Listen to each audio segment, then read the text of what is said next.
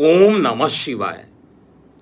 मैं हूं एस्ट्रोलॉजर के एम सिन्हा और मैं अपने इस यूट्यूब चैनल पर आप सभी का हार्दिक स्वागत करता हूं। जस्टिन ट्रूडो ने जो भी बोला है भारत के बारे में और जिस तरीके से खालिस्तानियों का सहयोग किया है, ये नई बात नहीं है। ट्रूडो का भी बर्थ चार्ट मेरे पास है, क्योंकि जब भी कोई एक्शन लिया जाता है तो किसी ना किसी के द्वारा लिया जाता है। वहाँ पर अभी जो हेड कर रहे हैं, जो लीड कर रहे हैं, वो ट्रूडो कर रहे हैं। तो ये इनका जो बर्थ डेट है 25 दिसंबर 1971 का है। 25 दिसंबर 1971 9:25 ओटावो ओंटारियो कनाडा में इनका जन्म हुआ था। तो इनकी कुंडली अगर आप देखिएगा तो सिंह लगन की कुंडली बनती है और इनका जो लग्नेश है वो पंचम स्थान पर मित्र बृहस्पति की राशि में बैठा है। ठीक है, ये तो अच्छा है, मतलब मैं कहूँगा चार्ट खराब नहीं है। अगर चार्ट खराब होता तो सत्ता का सुख भी नहीं मिल पाता। लेकिन प्रॉब्लम कहाँ पर है, सबसे बड़ी प्रॉब्लम कहाँ पर है, इनका जो 12th हाउस है उसमें केतु बैठा हुआ है। 12th हाउस में केतु बैठना, उस पर वक्री शनि की दृष्टि विस्फोटक योग का फॉर्मेशन कर रही है। और साथ में यहाँ पर जो वर्तमान में इनकी दशा चल रही है वो 24 दिसंबर 2022 से ही मंगल की महादशा प्रारंभ हुई है और 24 दिसंबर 2029 तक 7 साल तक मंगल जो रहेंगे वो अपनी दशा का प्रभाव देंगे ही देंगे।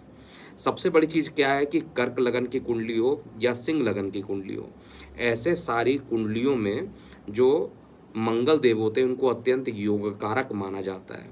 बहुत अच्छे प्लेसमेंट में बैठे हों तो बड़ी अच्छी बात है।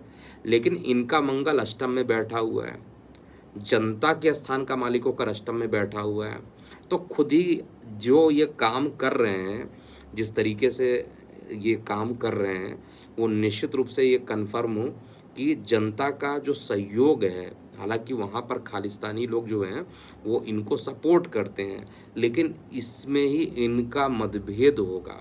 मंगल की दशा हालांकि अच्छी जाती है सिंह लगन की कुंडली में, और जो अच्छाई है उसको ऑनेस्टली प्रेडिक्ट करने में कोई बुराई नहीं है।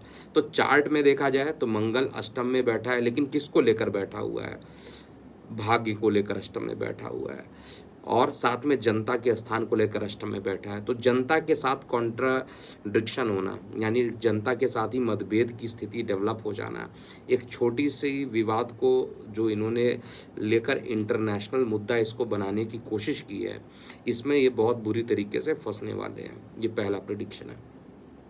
जहाँ तक खालिस्तानी लोग जो कि कनाडा में सुन रहे हैं, उन लोगों को मैं ये बता देता हूँ अपने वीडियो के माध्यम से कि ये हमारा जो देश है भारत, इस समय ये पुरानी छवि नहीं है, एक नई छवि को लेकर बढ़ता हुआ देश है।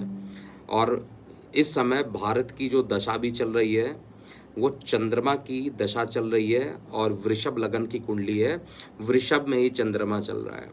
और साथ में कहा जाए तो शुक्र में चंद्रमा का जो अंतर चलेगा वो मार्च 2023 तक का जो टाइम रहेगा, लगभग चंद्रमा के अंदर शुक्र की दशा चलेगी। मार्च 2025 तक चलने वाली चंद्रमा में जो बुध शुक्र की दशा है वो सारी चीज़ें रहेंगी। तो वृषभ लगन की कुंडली में अभी सबसे बड़ा खेल राहु का होने वाला है। राहु हमारे देश में देखिए जिस तरीके से G20 में बहुत सारे लोग आकर पार्टिसिपेट किए थे और यहाँ पर जो लोग आकर बात कर रहे थे कि G20 भारत में जो हुआ है उससे भारत की जो प्रतिष्ठा है वो विश्व में सभी लोग ने देखी है। लेकिन जो भारत के विरोध में लोग रहते हैं, अब उनमें हालांकि कनाडा के साथ भारत का जो कम्युनिकेशन था वो पहले बीच में ठीक हो गया था, लेकिन अभी जब ये प्रधानमंत्री आए और ये पूरी चीज़ों को देखा कि इतना डेवलप कैसे हो गया और खालिस्तान बनाने का जो सपना है उनका जो फंडिंग की जाती है, और ये झूठ अगर मैं बोल रहा हूँ तो मुझे कमेंट सेक्शन में लिखिएगा। एकदम सच्ची बात है कि जो कनाडा की तरफ से लगातार फंडिंग मिलता रहता है खालिस्तानियों को, जिस तरीके से किसान आंदोलन हुआ था और खालिस्तानी लोग जहाँ तक पहुँच गए थे, ये आप सभी लोगों ने देखा होगा कि कैसे शर्मसार घटना घटित हुई थी 26 जनवरी को, और उस समय खालिस्तानी लोग लाल किले पर खालिस्तानी ध्वज फहराने का जो प्रयास कर रहे थे, उस समय भी यही चीज़ मैं बोल रहा था कि ये जो समर्थन किया जा रहा है, ये समर्थन जो भी कनाडा के सपोर्ट के थ्रू उनके पास आ रहा है या किसी के थ्रू उनके पास सपोर्ट आ रहा है, और ये असली किसान नहीं है, और किसान के रूप में खालिस्तानी का ये जो मुखौटा पहने हुए थे, क्योंकि राहु का काम होता है मुखौटा लगा देना, और राहु का अभी असली खेल बचा हुआ है। राहु इस समय गुरु चांडाल दोष का निर्माण किए हुए हैं। भारत की कुंडली से कहा जाए तो लगन से द्वादश भाव में गुरु चांडाल दोष बना हुआ है। द्वादश भाव जो होता है विदेश का भाव होता है, विदेशों से संपर्क का भाव होता है। तो गुरु चांडाल दोष जब ये प्रारंभ हुआ था, जब गुरु का राशि परिवर्तन हुआ था अप्रैल में 2023 में, उस समय भी बहुत सारे जो विदेश संबंधी चीज़ें थी वो प्रभावित हुई थी। उसके बाद अभी जब गुरु तो ऑलरेडी वक्री गति में चल रहे हैं मेष राशि में, लेकिन राहु अब राशि परिवर्तन करेंगे 30 अक्टूबर 2023 को, और ये राशि परिवर्तन करके मीन में पहुंच जाएंगे। और मीन के हिसाब से देखा जाए तो भारत के लिए राहु इनकम स्थान पर पहुंचने वाले हैं, और राहु राजनीति का कारक होते हैं, और राहु का 11th हाउस में बैठना आदमी को हर तरीके की सुख सुविधाओं को देता है और राजनीतिक सहयोग भी देता है। तो मैं 100% श्योर हूँ अपने प्रेडिक्शन में कि भारत के साथ बाकी देश भी धीरे धीरे साथ में आएंगे। हालांकि अभी बहुत अर्ली है, क्योंकि अभी बहुत पहले मुद्दा नहीं उठाया गया था, अभी जस्ट कुछ परसों का ही इसको बात की गई है ट्रूडो के द्वारा, लेकिन अमेरिका, ऑस्ट्रेलिया, अभी किसी ने भी इसका पॉजिटिव रिस्पांस कहा जाए तो नहीं दिया गया। सभी लोग ये कह रहे हैं कि जांच के बाद ऐसा होगा, और वीज़ा को बंद कर दिया गया है। और जितनी भी ये सारी चीज़ें न्यूज़ आ रही है, इसमें पूरा जो विश्व रहेगा भारत के साथ रहेगा। भारत के जो ग्रोथ है उसको लोग जो 10 साल पहले सोचते थे, और जिस समय प्रधानमंत्री मोदी जी के नेतृत्व में जिस तरीके से बदलाव हुआ अगले पिछले 10 सालों में, आप सभी लोगों ने देखा हुआ है। तो भारत जिस तरीके से संपन्न होता जा रहा है, इसको लेकर बहुत सारे लोग अपना प्रयास कर रहे हैं कि भाई ऐसा कर लिया जाए तो अच्छा रहेगा, और वो खालिस्तान बनाने के लिए बहुत सारे प्रयोग उन्होंने किया है। कई ऐसी चीज़ें जो है राजनीतिक दल जो कि डायरेक्टली इनडायरेक्टली इनका जुड़ाव कनाडा या वहाँ के राजनेताओं के तरफ से हैं, जिनको उनको फंडिंग मिलती है या नहीं मिलती है, ये भी राहु का खेल में आपको पता चलने वाला है।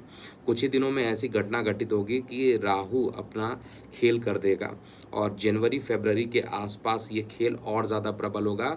जैसे जैसे लोकसभा के चुनाव आते जाएंगे, वैसे वैसे ये पूरे तरीके से खालिस्तानी अपना मुद्दा एक बार पुनः उठाने की कोशिश करेंगे। लेकिन आपको पता है कि इस समय जो गवर्नमेंट चल रही है इतनी स्ट्रांग पोजीशन पे चल रही है, और गोचर जो है इस समय भारत की लगन कुंडली के हिसाब से ये एकादश भाव में राहु का बैठना राजनीतिक सफलता दिखा रहा है। और भारत देश जो है विश्व गुरु बनकर जो उभरा है वो आगे भी रहेगा। तो एक ये प्रेडिक्शन था कि राहु का असली खेल अभी बचा है। खेल क्या बचा है कि राहु राजनीति से जुड़ाव करता है, तो राजनीति से जुड़ाव करने के कारण राजनीतिक संबंध जो रहेंगे, हर देश के साथ भारत का सपोर्ट मिलना आपको प्रारंभ होता हुआ दिखाई देगा। जो लोग पहले से ही एंटी हैं उनसे हमें सहयोग की ज़रूरत भी नहीं है, जैसे पाकिस्तान है, चाइना है, उनसे हमें सहयोग की ज़रूरत नहीं है। लेकिन बाकी सभी लोग जो हैं वो ज़रूर भारत को ही सपोर्ट करेंगे, और ये सारी चीज़ें होकर रहने वाली हैं। तो ये महत्वपूर्ण वीडियो, इस वीडियो को सेव भी कीजिएगा। ट्रूडो के लिए पॉजिटिव बात क्या है कि इनकी मंगल की दशा है 2022 से 2029 तक, और ये जनता के स्थान को लेकर अष्टम में बैठे हुए हैं मंगल। तो परेशानी तो इन्हीं को उल्टा होने वाली है, सहयोग नहीं मिलेगा। बहुत सारे लोग वहाँ पर समर्थन करते हुए दिखाई देंगे, लेकिन वो कुछ एक पॉइंट तक ही सीमित रहेंगे। लेकिन इसका जो पूर्ण समर्थन होगा पूरे विश्व में भारत के तरफ ही रहने वाला है, और ये मेरी भविष्यवाणी, इसको नोट करके रखिएगा, ऐसा होकर ही रहने वाला है। लेकिन एक चीज़ तो कन्फर्म है कि राहु का असली खेल अभी बचा हुआ है। मीन का राहु देखिए आगे क्या क्या कराता है, लेकिन भारत के लिए उतना ही अच्छा रहेगा।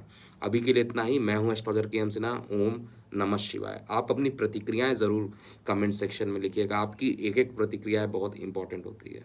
ओम नमः शिवाय।